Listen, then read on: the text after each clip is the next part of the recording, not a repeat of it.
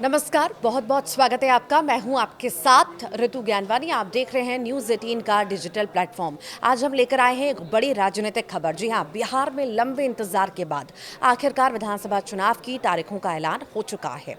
राज्य में मतदान की प्रक्रिया छठ पूजा के बाद शुरू होगी। छठ पूजा का आखिरी दिन 28 अक्टूबर है और निर्वाचन आयोग ने साफ कर दिया है कि 22 नवंबर तक नई सरकार का गठन कर लिया जाएगा।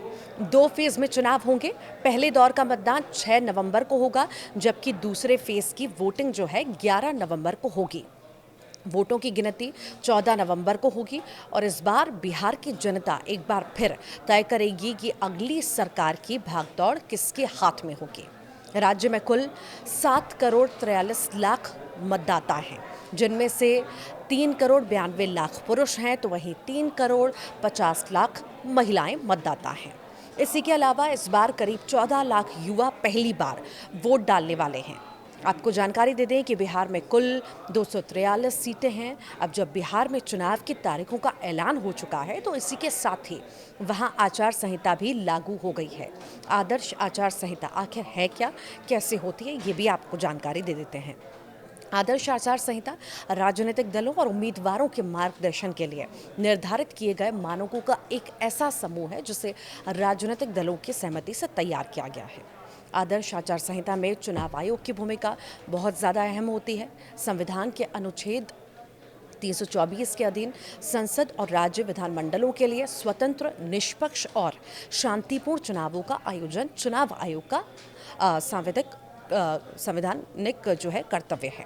चुनाव आयोग के अनुसार कोई दल या उम्मीदवार ऐसी किसी भी गतिविधि में शामिल नहीं होगा जो धार्मिक या भाषाई जातियों और समुदायों के बीच मतभेद को बिगाड़े या फिर परस्पर घृणा या तनाव उत्पन्न करे। वोटर हासिल करने के लिए जाति या संप्रदाय की भावनाओं के आधार पर कोई भी अपील नहीं की जाएगी।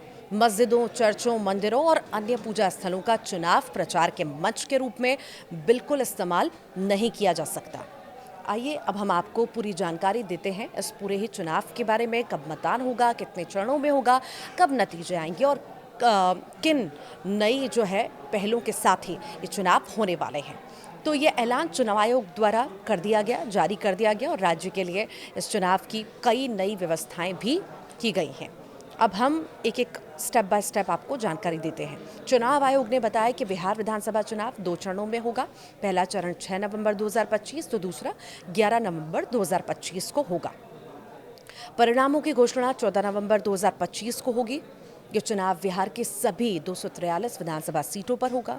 मतदान केंद्रों की व्यवस्था और बूथ संख्या क्या होगी और मतदान समय क्या रहेगा, इसके बारे में भी चुनाव आयोग ने निर्देश दे दिए हैं। मतदान केंद्रों पर मोबाइल डिपॉजिट सुविधा उपलब्ध कराई जाएगी, जिससे वोटर बूथ पर मोबाइल जमा करा सके। इसके अतिरिक्त किसी भी एक बूथ पर अधिकतम 1200 मतदाता ही सूचीबद्ध होंगे। इसके पीछे लक्ष्य क्या है कि लाइनें कम हो और व्यवस्था जो है अधिक सुचारू हो सके। चुनाव आयोग ने इस बार कुछ नई पहल भी की है जो प्रक्रिया को और ज़्यादा और डिजिटल और पारदर्शी जो है सुगम बनाने की दिशा में है।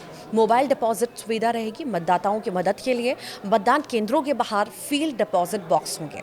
मतदाता सूची का पुनर्निरीक्षण, नामों की सफाई, बेकार और निष्प्रासंगिक नामों को हटाना, नए नामों को जोड़ना, ये भी रहेगा।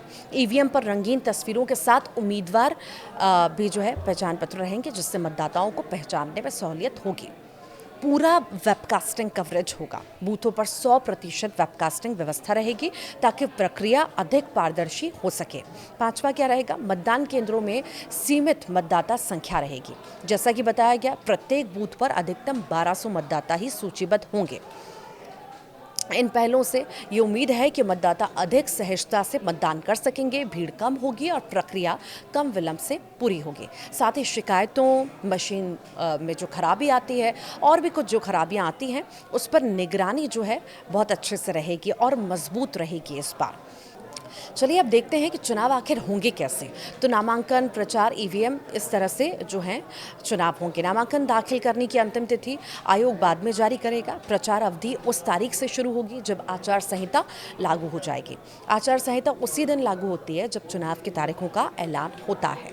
चुनाव आयोग पहले ही निर्देश दे चुका है कि तमाम ट्रांसफ़र पोस्टिंग की प्रक्रिया 6 अक्टूबर तक पूरी हो जाए।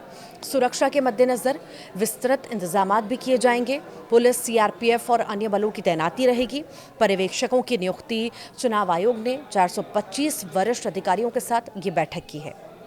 प्रत्याशियों और पार्टियों के चुनाव व्यय की मॉनिटरिंग भी की जाएगी। महत्वपूर्ण यह है कि जनता अपने मताधिकार का इस्तेमाल करे और सुनिश्चित करे कि उसका नाम मतदाता सूची में मौजूद है। यदि नाम गायब हो गया है, कोई त्रुटि है, तो समय रहते संशोधन भी करना बहुत ज़रूरी है। ये लोकतंत्र का महापर्व है। हर नागरिक को ये मौका मिलता है कि वो अपनी दिशा चुने। मतदान आपका अधिकार है और जिम्मेदारी भी। न्यूज़ 18 भी आपसे यही अपील करता है कि बढ़ चढ़कर हिस्सा लें इस लोकतंत्र के महापर्व में और अपने मताधिकार का इस्तेमाल करें। अपने मित्रों को भी, परिवार वालों को भी प्रेरित करें। आपको जानकारी कैसे लगी, कमेंट बॉक्स में ज़रूर बताइएगा। नमस्कार।